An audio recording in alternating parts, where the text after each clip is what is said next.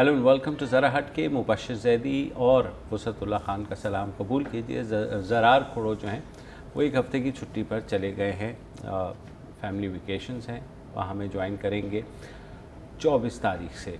तो बहरहाल आज कॉलर्स डे है, आप लोगों की बातें ही सुननी है। सुल्तान अली साहब हैं सबसे पहले कनाडा से। जी सुल्तान साहब। वालेकुम अस्सलाम। सर पहले तो बहुत अच्छा आप लोगों का प्रोग्राम होता है और ख़ास तौर पर मुझे कॉम्प्लीमेंट करना है वसीउल्लाह खान साहब, जिस तरह से तंज करते हैं चौधरी निसार पर, तो वो बहुत फनी होता है। सुल्तान साहब खुदा का खौफ करें, मैंने आज तक तंज नहीं किया चौधरी साहब पे। वो तो मेरी पसंदीदा शख्सियत पे डाल देंगे मेरे भाई।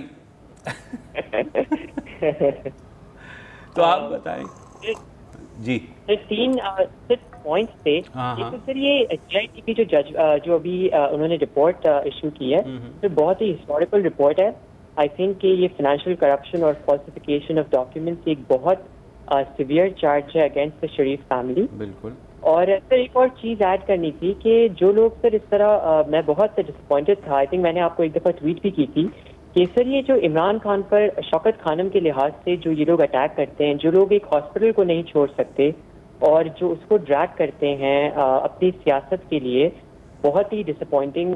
तो उनसे अब क्या एक्सपेक्ट किया जा सकता है? तो ये मेरा पहला पॉइंट था कि जो लोग हॉस्पिटल को इस तरह इन्वॉल्व कर सकते हैं, जो एक खैराती इदारा है।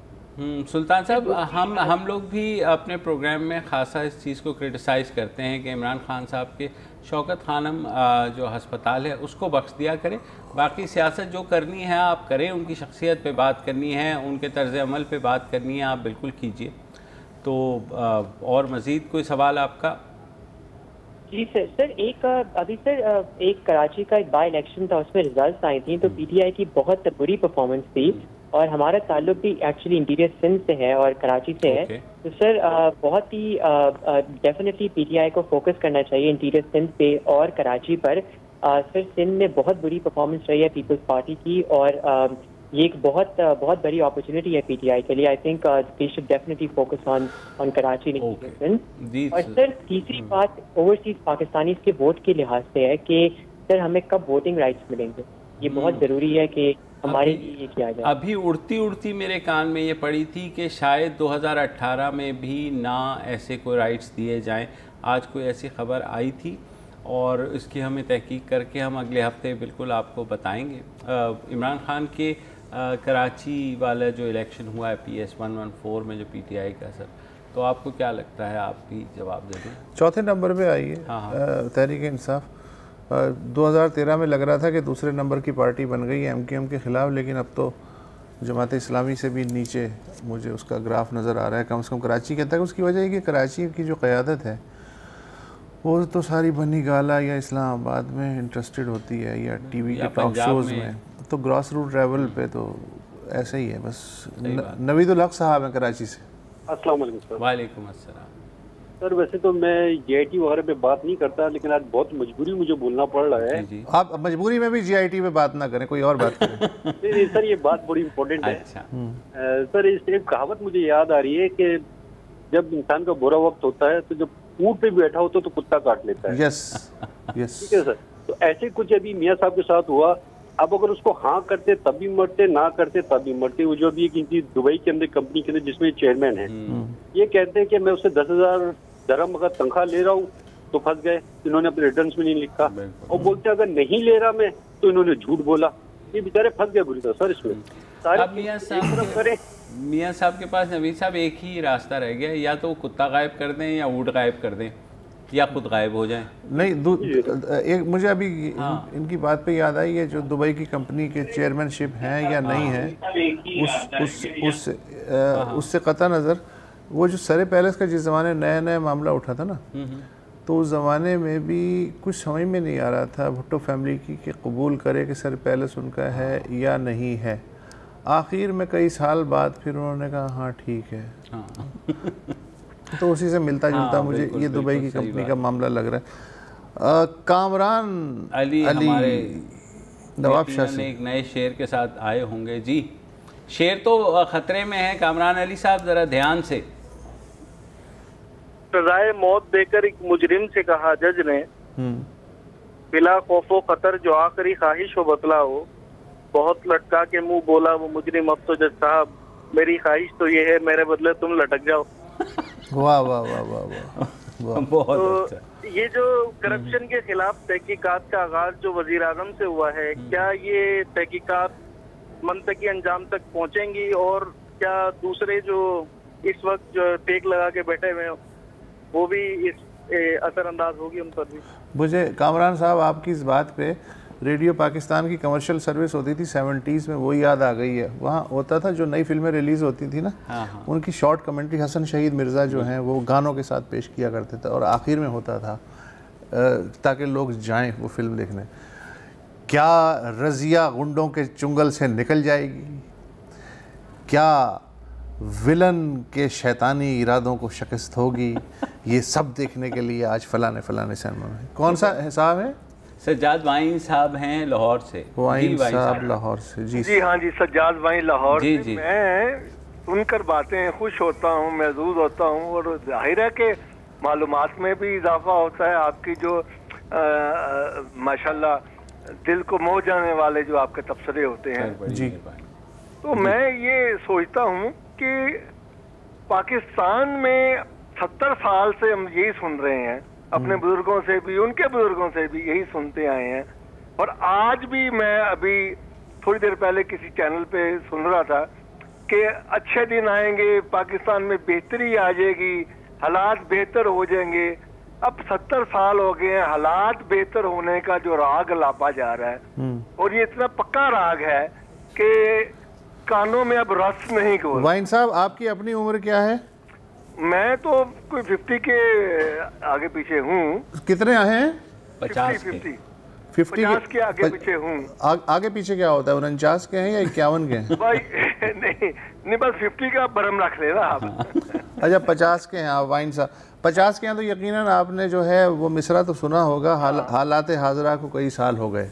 कई साल हो गए है ना? नहीं, अब 70 साल तो हो गए और आज भी यही बात है। मेरे बुजुर्ग बताया करते हैं कि हम जब पाकिस्तान बना तो यही सुनते थे कि बहुत बेहतर हो जाएगा, दुनिया में पाकिस्तान एक मिसाली वाइन साहब आप तो पाकिस्तान का रोना रो रहे हैं, पड़ोस का जो इंडिया है उसमें भी यही है कि मोदी साहब जो हैं वो इस नारे पे आए थे अच्छे दिन आने वाले हैं, अच्छे दिन आएंगे। अच्छा। तो अब आप वहाँ देख लें कितने अच्छे दिन आ गए हैं। अच्छा, क्या वजह है कि यहाँ की आबो हवा ऐसी है या हम लोगों की क्या नीयत ऐसी है? वाइन साहब अब आप मासूम बन रहे हैं, लिहाजा इंशाल्लाह फिर इस पे तफसील से बात करेंगे। और दूसरा मैं ये बता दूं कि यहाँ की आप लोग खित्ते की बात कर रहे हैं, अमेरिका में देखें जो ट्रंप आ गया है तो उसमें भी यही कोई सूरत हाल से अमेरिका भी दरपेश है। शेख एहसान साहब हैं, डेरा शेख अशफाक साहब। वालेकुम अस्सलाम, कैसे हैं? मैं डेरा इस्माइल खान से शेख अशफाक पूरी अर्ज कर रहा हूँ। जी सर, बिल्कुल। मेरी मुद्दबाना रिक्वेस्ट है चीफ इलेक्शन कमिश्नर साहब से कि जितनी भी हमारी ये सियासी पार्टियां हैं इनके फंड फौरी तौर पे मुंजमद कर दें और अगला जो इलेक्शन है वो गैर सियासी बुनियाद पर कराएं। क्योंकि जितने भी हमारे ये सियासी पार्टी वाले आते हैं ना तो मजबूरन लोग अपने अपनी पार्टी के आदमी को वो वोट देते हैं। सेठ अशफाक साहब आपसे भी मैं यही सवाल पूछूंगा, आपकी उम्र क्या है? मेरी उम्र तकरीबन 60 है जी। अल्लाह आपको मजीद तवील उम्र दे। 68 आपकी उम्र है और आप कह रहे हैं कि तमाम सियासी पार्टियों के फंड मुंजमद करके गैर नान जमाती इलेक्शन कराए जाएं। तो अगर 68 साल आपकी उम्र है तो आपने बाहोशो हवास अपनी आंखों से देखा होगा कि जनरल ज़ियाउल हक ने एग्जैक्टली यही किया था। तो उसके बाद क्या हो गया?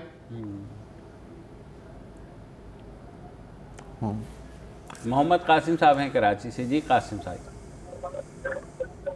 हेलो कासिम साहब, अस्सलाम वालेकुम। ज़रा टीवी की वॉल्यूम बंद कर टीवी से। जी फरमाइए।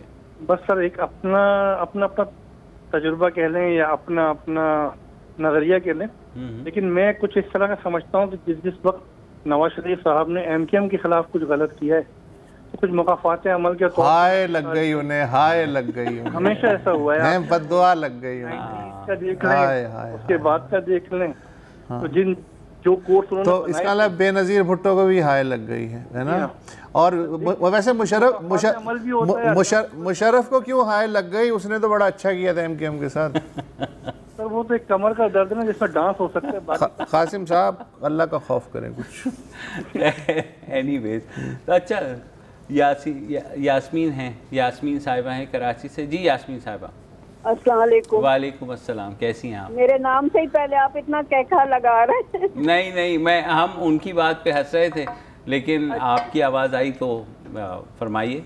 जी, मेरे 3 सवाल हैं। एक तो ये कि ये जो 114 में जो इलेक्शन हुए हैं, तो उनका वो कह रहे हैं कि चोर को कि इन्होंने हमारे यहाँ चोरी की है। आप देखिए जरा, पहली बात, यानी पीपल्स पार्टी को कह रहे हैं कि इन्होंने वोट जाली लिए, ये की। यानी एक चले दूसरा सवाल क्या है? हाँ, दूसरा ये कि अपना मैंने अभी देख रही थी, एंकर जो हैं वो पूछ रहे थे टीवी पे पब्लिक से कि भाई अब अगला इलेक्शन होगा तो आप किसको वोट देंगे। इन पब्लिक के दिलों से अभी MQM, पीपल्स पार्टी और नून लीग ही नहीं निकल रही, तो आप मुझे बताइए हम क्या सुधारेंगे अपने आप को। तीसरा क्या है? सड़कें और कचरा यहाँ पर है, और अभी भी ये लोग पीपल्स पार्टी को वोट देते हैं, तो इन लोगों को कब समझ में आएगा कि हम किस तरह पाकिस्तान को सही। ठीक है यास्मीन साहिबा, शुक्रिया। अच्छा, इसमें ये जो तीनों है ना, ये इनके तबसरे हैं, इनमें सवाल तो कोई भी नहीं है, एक ज़ाती तबसरे। अयाज सीना साहब हैं डेरा इस्माइल खान से। जी अयाज, अस्सलाम वालेकुम। वालेकुम अस्सलाम, कैसे हैं आप? अच्छा, मैं के सर जी मैं रोजाना चौक तकरीबन 10 घंटे कम से कम टीवी देखता हूँ। डेरा इस्माइल खान में मेरा दफ्तर है, तोहफा वाला के बड़ी मशहूर जगह है। 10 घंटे टीवी देखते हैं आप? रोजाना तो कम से कम 8-10 घंटे में टीवी देखता हूँ 24 घंटों में सर। ये ना करें आप। मैं आपको सही बात कर रहा हूँ, और अल्हम्दुलिल्लाह आप वाला चैनल भी खुशामद नहीं है, बेहतरीन चल रहा है। लेकिन अभी मैं एक बात सब एंकरों को देखता हूँ, और KPK से मेरा तल्लुक है, डेरा इस्माइल खान KPK के साथ है, तो मुझे शर्म आती है अल्लाह ताला के फजलो करम से जो क्या हो रहा है हमारे साथ। देखिए, मैं इसीलिए आपसे कह रहा हूँ, मैं इमरान खान जो के काम किया है, DA खान की KPK की पुलिस तबाह हो गई है। मुझे शौक है जो कभी इधर इसकी PTI वालों के सामने मुझे किधर बिठा दो और इसको मैं पूछूं भाई क्या हुआ है, KPK तबाह हो गया है। मैं अपील करता हूं तमाम पाकिस्तानियों से, अल्लाह का वास्ता मने, अगर किसी ने देखना है तो मेरा नंबर आपके पास आया हुआ है, नंबर दे दो और मैं ठीक है। Thank you so much, thank you. बिल्कुल सही कह रहे हैं यार साहब। ये वही मसला है, जैसे पंजाब में जब शहबाज शरीफ कहते हैं कि देखें मैंने ये काम किया है, तो मुराद ये होती है सेंट्रल पंजाब या लाहौर, मुझे ऐसा लगता है। और साउथ पंजाब वाले कहते हैं हमारे यहाँ आके देखें कि उन्होंने कोई नहीं किया। बिल्कुल इसी तरह मुझे लग रहा है कि खैबर पख्तूनख्वा में जो सेंट्रल अजला हैं या जो पेशावर मर्दान सवाबी वाले जो थोड़े से ऊपर के, वहाँ तो डेफिनेटली बहुत कुछ हुआ है। लेकिन ये जो सदर्न अजला है ना, ये बन्नू, डेरा इस्माइल खान वगैरह, ये उनकी आवाज़ है, लकी मरवत वगैरह। तो मुझे लगता है कि यहाँ भी वही हालात हैं जो जनूबी पंजाब के हैं। राहत हैं कराची से। जी राहत, हेलो जी राहत। राजा इरशाद साहब की बात सुनते हैं रावलपिंडी। राजा इरशाद एडवोकेट तो नहीं है? नहीं जी राजा साहब। अस्सलाम वालेकुम। वालेकुम अस्सलाम। सर ये मेरे मियाँ साहब से एक क्वेश्चन थे। मियाँ साहब जी मियाँ साहब फरमाते हैं कि मुझ पर अगर कोई इल्ज़ाम साबित हो जी कि अगर मुझ पर कोई इल्ज़ाम साबित हो तो मैं ये जगह छोड़कर घर चला जाऊंगा। जी जी जी। अच्छा तो जी बात ये है कि आप ऐसा करें, कोई काम कर रहे हैं गालिबन, पहले वो काम मुकम्मल कर लें फिर हमसे बात कर लीजिए। बिल्कुल। अच्छा मियाँ साहब बताएं फिर। हैं नहीं तो वो उन्होंने कहा है ना कि इल्ज़ाम साबित हो, तो साबित तो हो, वो तो जाहिर चले जाएंगे घर, जब वो करेगी तो तभी होगा। तो इसमें इतनी जल्दी क्या है? नदीम साहब हैं। और जल्दी क्या, पीर को सुप्रीम वो हमारी नानी कहती थी नाई नाई बाल कितने, जजमान जी सामने आने वाले। हाँ। नदीम साहब हैं रावलपिंडी से। जी नदीम। वालेकुम अस्सलाम। मेरा सिर्फ एक क्वेश्चन है जी मियां साहब से, गवर्नमेंट से। वो ये है कि काइंडली हमें ये बता दे, बार बार वो कहते हैं कि जी हमारे खिलाफ साजिश हो रही है, अंदरूनी भी है, बैरूनी भी है। तो मेहरबानी करके देखें, वो हमारे प्राइम मिनिस्टर हैं। बिल्कुल है। हम ये जानना चाहते हैं कि अगर अंदर से साजिश हो रही है या बाहर से साजिश हो रही है, हम आए तो सही ना। सही कह रहे हैं, ये बात क्यों नहीं बताते? बिल्कुल बिल्कुल। देखिए क्यों डर रहे हैं, क्यों डर रहे हैं? मतलब अभी देखिए आज उनके पार्टी का इजलास भी हुआ है सर। अगर बाहर से भी हो रही है, यूएई कर रहा है, आप अभी पता नहीं मुझे आपकी पॉलिसी है, नाम लेना चाहिए या नहीं लेना? लें खुल के लें भाई।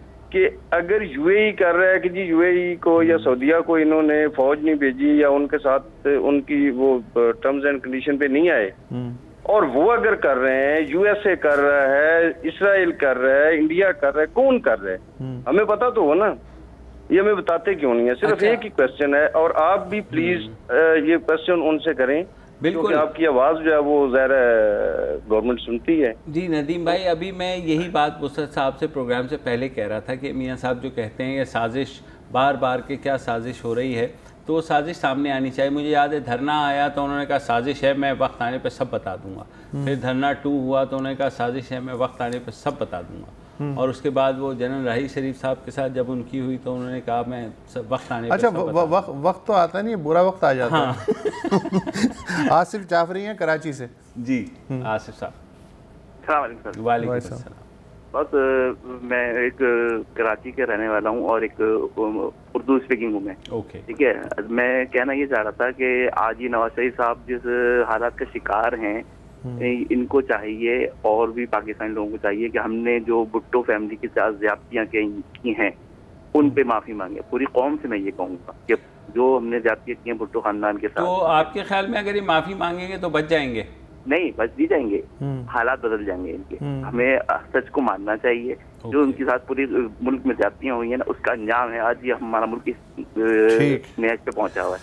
ठीक है, तो भुट्टो साहब के साथ ज्यादती मैं समझना चाह रहा हूँ कि नवाज शरीफ ने की या उनके से पहले जो थे? नवाज शरीफ शामिल ज़ियाउल सब ज्यादा जिम्मेदार हैं इसके। बिल्कुल। और ये नवाज शरीफ और हम दूसरी मैं पूरी कौम से ये कहूँगा कि हमें चाहिए कि हम इज्तिमाई तौर पे माफी मांगे फैमिली से। कौम का मेरे भाई क्या कसूर है?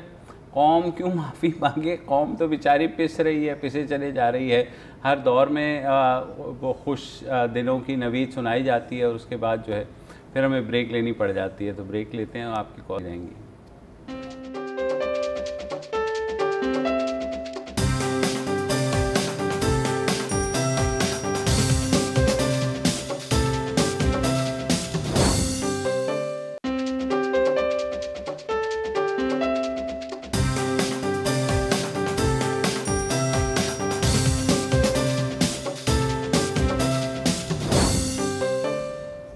Welcome back. आज कॉलिंग डे है, आपका दिन है। याहिया हमीद साहब हैं कराची से। जी अस्सलाम वालेकुम। मुर्शदुल्लाह खान साहब कैसे हैं आप लोग? अल्लाह का शुक्र है। देखिए बात ये कि आपके कॉलर ने कहा कि आवाम को माफी मांगनी चाहिए, तो शायद उनको तारीख नहीं पता इन्होंने। अच्छा भाई उनकी बात छोड़ें, आप अपनी बात कीजिए।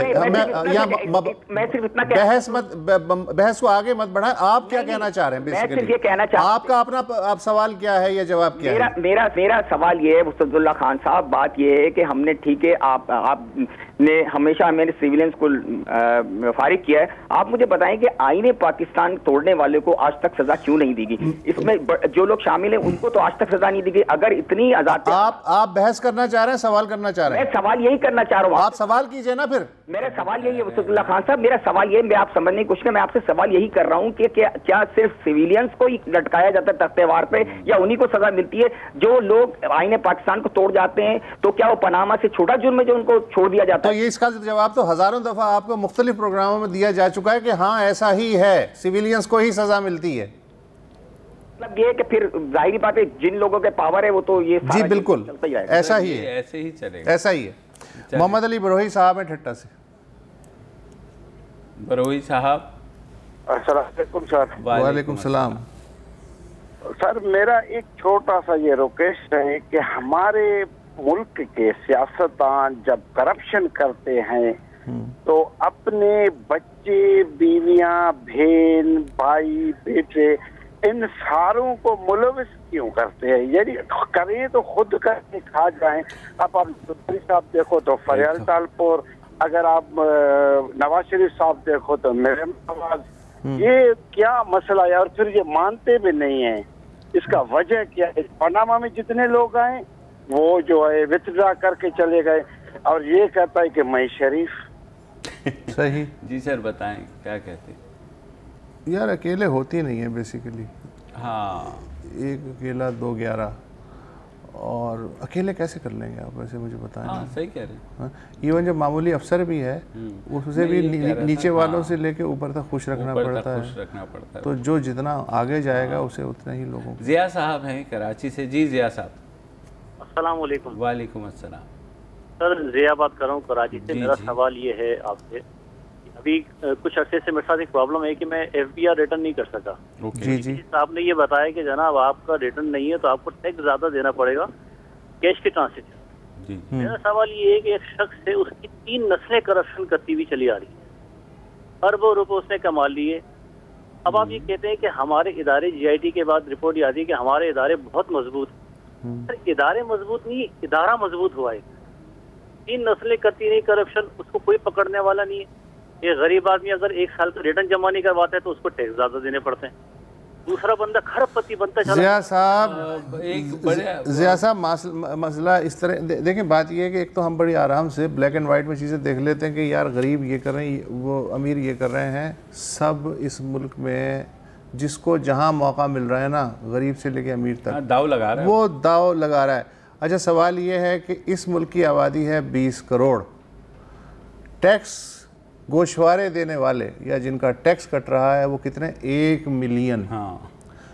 अब बाकी जो 19 करोड़ और 90 लाख लोग हैं वो क्या कर रहे हैं?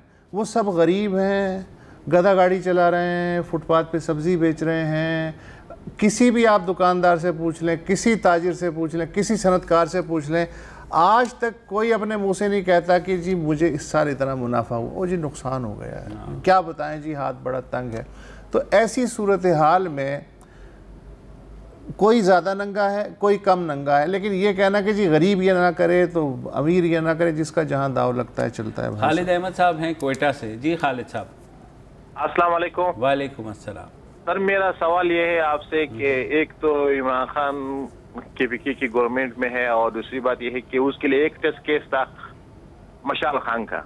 बिल्कुल, मशाल खान का एक टेस्ट केस था जो उसमें वो भी उसकी पार्टी बायस निकली, तो पूरे मुल्क को क्या ठीक करेगा। और दूसरी बात ये है, मेरा दूसरा सवाल मेरा ये है कि अगर आप इजाजत दे, अगर मैं पाक आर्मी के बारे में कुछ कहना चाहूँगा। वो एक पेंशन तो हुकूमत पाकिस्तान से लेती है और एक सऊदी अरब से लेती है। काइंडली इस पे थोड़ा रोशनी डालिए। Thank you. नहीं, ऐसा नहीं है। जो अगर आपका इशारा जनरल राहील की तरफ है तो वो NOC लेकर के गए थे, हुकूमत पाकिस्तान ने उन्हें इजाज़त दी। तो मेरे ख्याल में रिटायर होने के बाद तो किसी का भी, बहुत से लोग कहीं भी मुलाजमत कर लेते हैं, उसके हमारे पे क्या असरात है वो एक फ़र्क बात है। लेकिन इससे पूरे इदारे को आप ना लपेटें। जो अगर एक इंडिविजुअल उन्होंने डिसीजन लिया है, फ़ौज ने भी यही कहा है कि उनका इंडिविजुअल डिसीजन है, हुकूमत भी कह रही है कि जनरल राहील शरीफ साहब का ये इंडिविजुअल डिसीजन है। तो लेट जैसी चीज़ें होती हैं उनको उसी तरह देखा करें। एक छोटा सा वक्फा ले लेते हैं।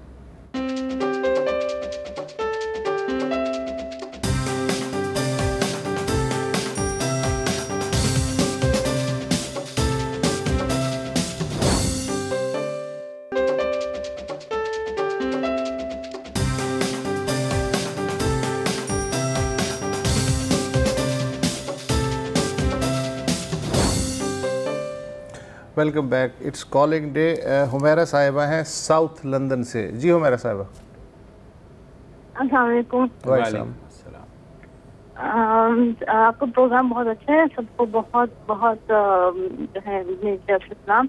और आपसे सिर्फ पनामा के बारे में बात करनी थी कि जो वज़ीर आज़म है, मुझे दुख इस बात का कि वो अकामा पे जो है वो जॉब पे पहले पैसा लेते हुए या ना लेते हूँ, लेकिन अच्छा नहीं लगता कि एक मुल्क का वज़ीर आज़म इस तरह का मतलब काम करे। उनके पास तो उनको तो काम की जरूरत नहीं है, तो वैसे भी दुबई पे जा सकते थे।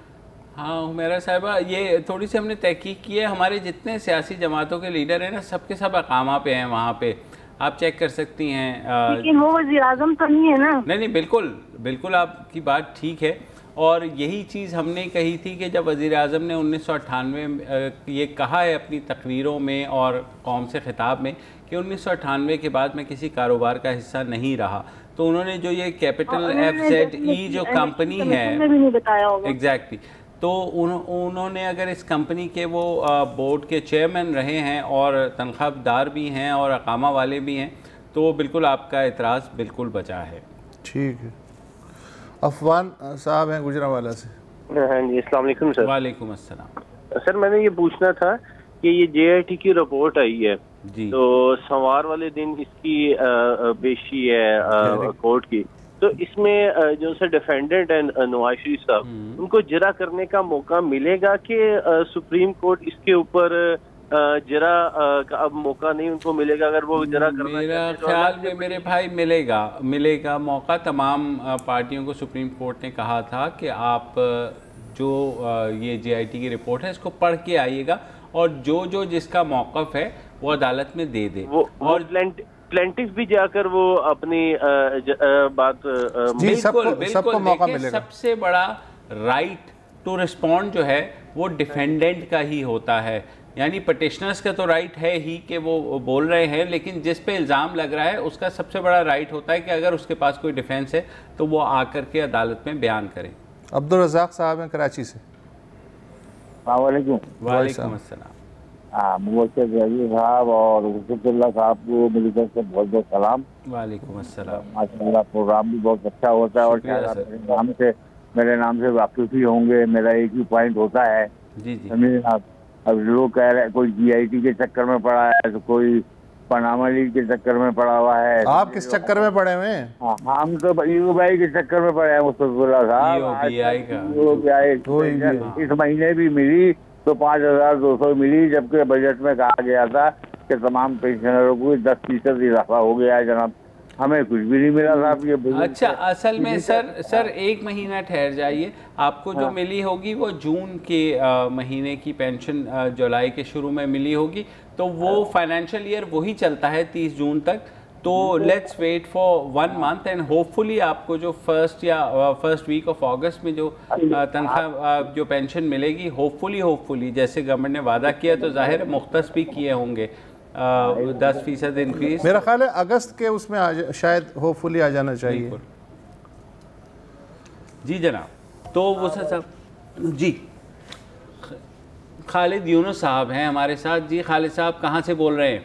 सर कराची से बोल रहा हूँ। जी फरमाइए। सर मुझे एक सवाल पूछना था आपसे। जी। ये केस का जो 2 जजों ने फैसला इनके खिलाफ दे दिया है जी, तो सर इनको ये अपील में जाना चाहिए था ना, एक टाइम लिमिट होती है ना। अच्छा देखिए, वो अपील में उस वक्त इसलिए नहीं गए कि उन्हें ये लगा कि 3 जजेस ने उनके हक में फ़ैसला दे दिया है, लेकिन उन 3 जजेस ने कहा कि जनाब JIT बना लेते हैं तो देख लेते हैं, तो उस वक्त वो अपील में नहीं गए। लेकिन अब अगर कोई फ़ैसला आता है तो लाजमी अपील में जाएंगे। ऑल्दो हाईएस्ट कोर्ट है तो रिव्यू अपील भी उसी के सामने लगेगी। तो देखना ये होगा कि सुप्रीम कोर्ट जो है JIT की रिपोर्ट को मनवन तस्लीम करके डिक्लेयर कर देता है, मियाँ साहब को डिस्क्वालीफाई कर देता है, या नैब को ये रेफरेंस के लिए भेज देता है। तो ये 2 चीज़ें मंडे को नहीं तो आने वाले वीक में वाजे हो जाएंगी। नवीद साहब हैं कराची से। जी नवीद साहब। हेलो। मुबशर मेमन साहब हैं मीरपुर खास से। जी भाई। तो क्या हेलो। मेरे ख्याल में वो उन पास या तो टाइम कम था या बैलेंस कम था, दोनों में से एक चीज़ें तो होगी। अच्छा चौधरी निसार साहब की बात ये क्या वो यार बार बार वो तरदीद कर रहे हैं आप उसके हाँ, कुछ तरदीद करते हैं कुछ नहीं करते। लेकिन जियो तो अपनी स्टोरी पे खड़ा हुआ है। नहीं, जियो की एक स्टोरी फ़र्क थी जिस पे डिनायल आया, आज नई स्टोरी उन्होंने दी है। उन्होंने ये कहा है कि जनाब वज़ीर आज़म से उन्होंने कहा, एक तो वो देर से आए और जल्दी चले गए। अगर ये नेशनल सिक्योरिटी कमेटी का इजलास होता ना तो अंदर की खबर इस तरह ना आती, हाँ। जिस तरह वफाकी काबीना के अंदर की खबर आ गई। नदीम अनवर साहब कराची से, उनसे भी बात कर लेते। जी नदीम साहब। हेलो। अस्सलाम वालेकुम। वालेकुम अस्सलाम, कैसे हैं? अल्लाह का करम। मुबशिर रज़ी साहब और वसतुल्लाह खान साहब कैसे हैं आप? ठीक हैं, अल्लाह का शुक्र। अच्छा, एक मैं वाक़ा पेश करूंगा। जी जी। हजरत उमर फारूक रज़ियल्लाहु ताला अन्हु अमीरुल मोमिनीन थे और हजरत इमाम अबू हुरैरा रज़ियल्लाहु ताला अन्हु को गवर्नर बनाया गया हिरात का। जी जी जी जी। अच्छा, तो आपको जब गवर्नर बनाया तो उस वक्त आपके असासे जो हैं वो लिख दिए गए। काफी अरसे बाद किसी शख्स ने हजरत उमर रज़ियल्लाहु ताला अन्हु को शिकायत की कि जनाब अबू हुरैरा रज़ियल्लाहु ताला अन्हु तो अपना कारोबार करते हैं और उनका जो है वो असासे बहुत बढ़ गए, जिस पर आपने उनको तलब किया और कहा कि आपको तनख्वाह दी जाती है, जो वजीफा मिलता है हुकूमत का, तो आपको वक्त कैसे मिल गया कि आपने कारोबार किया? जी। अच्छा, जिस पर आपने ये जवाब पेश किया कि जी मैं अपना जो मुझे वक्त मिलता था मैं उसमें अपना कुछ मैंने अपने कारोबार पे लगाया, तो आपको हुक्म दिया गया कि आप अपना तमाम जो इजाफी है सरमाया वो जमा करा दें। ठीक है। क्या ये ऐसा ये जो हमारे वजीर वज़रा और ये जो प्राइम मिनिस्टर या इससे पहले जरदारी साहब हुकूमत करके गए, तो उस वक्त उनके जो असासे डिक्लेयर होते हैं, जब ये चले जाते हैं हुकूमत करके, तो वो उससे कई गुना। आपका क्या ख्याल है कि ये जो आपने मिसाल दी है खुलफाए राशिदीन में से, खुलफाए राशिदीन रज़ी अल्लाह ताला अन्हु में से एक की, इस तरह की तो बहुत सारी मिसालें हैं, तो आपका क्या ख्याल है कि ये मिसालें सुनाने से ये जो लोग हैं इस तरह जो ये काम करते हैं उनके दिल नरम पड़ जाएंगे, वो सीधी राह पे आ जाएंगे, आराम से सब काम चलेगा? 1400 साल में कितनी ऐसी मिसालें हैं। जी जी जी, फरमाइए। मेरा सवाल ये है कि क्या सदर पाकिस्तान साहब इन लोगों से जो इन्होंने हुकूमत में रहते हुए एम्पायर बनाई है, तो क्या वो पैसा जो है वो खजाने में जमा करवा सकेंगे? सदर पाकिस्तान साहब मतलब वो पाकिस्तान के मासूम तरीन आदमी है। खुद ये कॉलर भी बहुत मासूम है। लेकिन दूसरी आपने बात की कि जमा कराए जा सकते हैं, तो मेरे ख्याल में साबिक चीफ जस्टिस इफ्तिखार चौधरी ने टिल का जोर लगा लिया था कि आसिफ जरदारी के खिलाफ एक ख़त जो है हुकूमत लिख दे स्विस हुक्काम को, और उन्होंने उसको इतना खींचा अपना और फिर कुर्बान भी कर दिया वज़ीर आज़म, और जब टाइम निकल गया उन्होंने और चीफ जस्टिस के साहबजादे ने पता नहीं जमा कराया या नहीं कराया। अरसलान साहब ने भी जमा कराया। इसरार साहब लाहौर से। जी जनाब। अस्सलाम वालेकुम अस्सलाम। सर अपना एक तो आपका प्रोग्राम माशाल्लाह बहुत अच्छा जा रहा है। बड़ी मेहरबानी। मेरा सवाल है भी जब से पाकिस्तान बढ़ा है हमने अपने जो हमारे कैद होते हैं जैसे कायदे से लेके बेनज़ीर भुट्टो तक हम इनकी हिफाजत जो है ना वो नहीं कर सके जी। और अब नजर आ रहा है भी हमारे हाथ से मियाँ साहब भी जा रहे हैं। हमें हमारी कौम को कैदों की जरूरत है और हम उन्हें जो इंटरनेशनल साजिशें हो रही हैं तो उस वजह से हम कायदे आजम से लेकर बेनज़ीर भुट्टो तक कई कुछ हम खो चुके हैं। अब हम ये नई साजिश के जरिए हम अब मियाँ साहब को भी खोना चाह रहे हैं, लेकिन हम आवाम नहीं चाहती। मियाँ साहब ने माशाल्लाह बहुत काम किया और कर भी रहे हैं, और पाकिस्तान में मेरा मतलब भी इस वक्त उनकी कोशिश है भी पाकिस्तान उस लेवल के ऊपर पहुंचे जो आवाम चाहती है। अच्छा, ये साजिश जो है इन्होंने की है दूसरों के साथ, मियाँ साहब भी कर रहे हैं कि ऐसी साजिशें होती हैं। बेसिकली कहने का मकसद ये है कि सिविलियंस के ख़िलाफ़ ही क्यों होती है, और इसका जवाब मेरे ख्याल में आपने पहले दे दिया है कि हाँ जी होती है। हाँ होती है। तो एक ब्रेक ले लेते हैं, टाइम चेक का वक्त हुआ है, फिर आपकी कॉल्स लेंगे।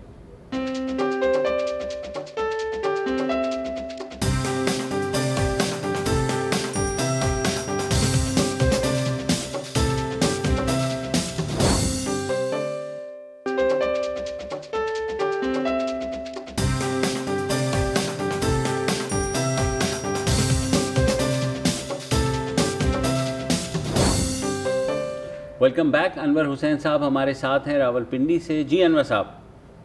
जी मुबशर भाई, मैं ये पूछना चाह रहा था आपसे कि कि जो जफर हिजाजी साहब है उनके ऊपर मुकदमा दर्ज हो गया है जी, तो क्या उनको रिजाइन नहीं कर देना चाहिए? बिल्कुल बिल्कुल जी, बिल्कुल कर देना चाहिए। आप 100% सही कह रहे हैं, लेकिन देखें हमारे यहाँ बदकिस्मती है कि इस तरह इखलाकी तौर पर इस्तीफ़े देने की रिवाज अभी तक तो पड़ा नहीं है।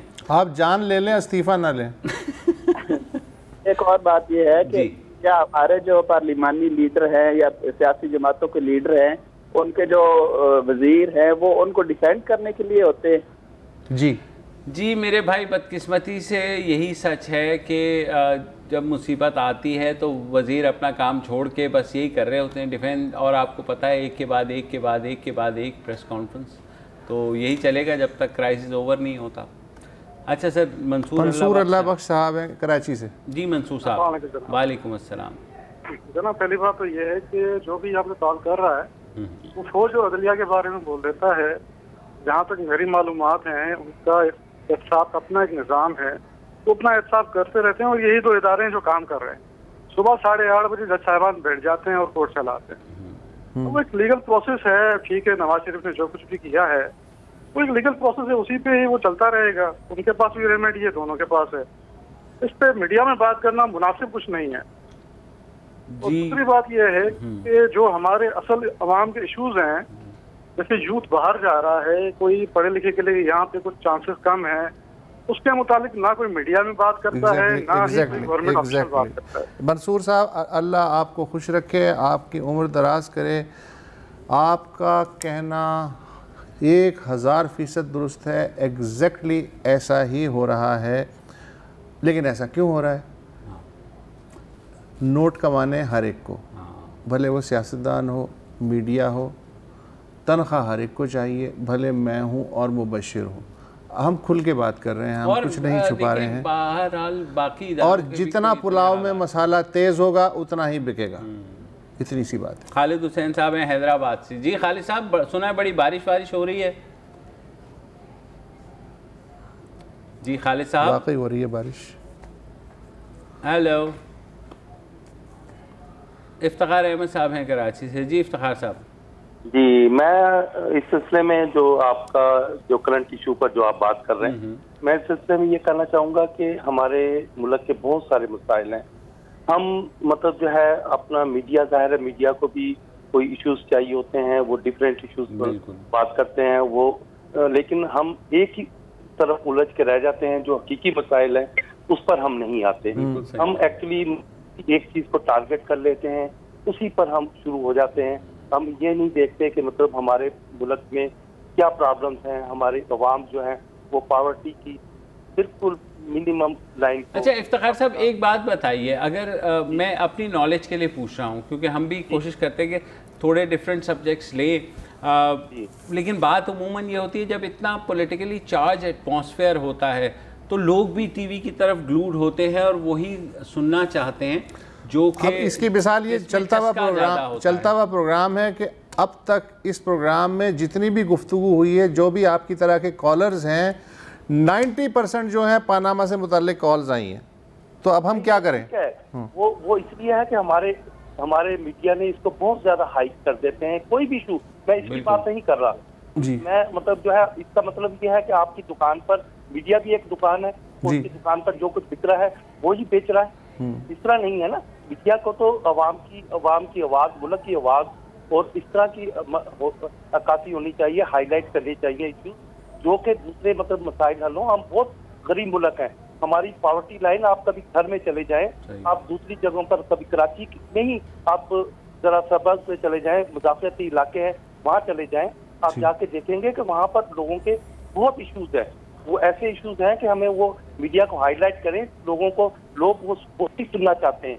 ऐसी बात नहीं है कि सिर्फ ये सुनना चाहते हैं। अच्छा इफ्तिखार साहब, मेरे ख्याल में आप बता दें जो आपने बारहा आप कहते रहे हैं कि मीडिया का, देखिए बात ये कि ये सारे इश्यूज, सारे इश्यूज जो है ना इफ्तिखार साहब, सुन लीजिए ना, सुन लीजिए। आपकी बात हम पूरी तरह समझ गए इफ्तिखार साहब। बात ये है कि जो जितने भी इश्यूज हैं बाखुदा, इनमें से एक एक इशू हम लोगों को सबको अच्छी तरह से मालूम है, लेकिन प्रैक्टिकली जो पाकिस्तान का मीडिया है वो सिर्फ 4 शहरों को कैटर करने के लिए मिडिल क्लास को कैटर करने के लिए बना है।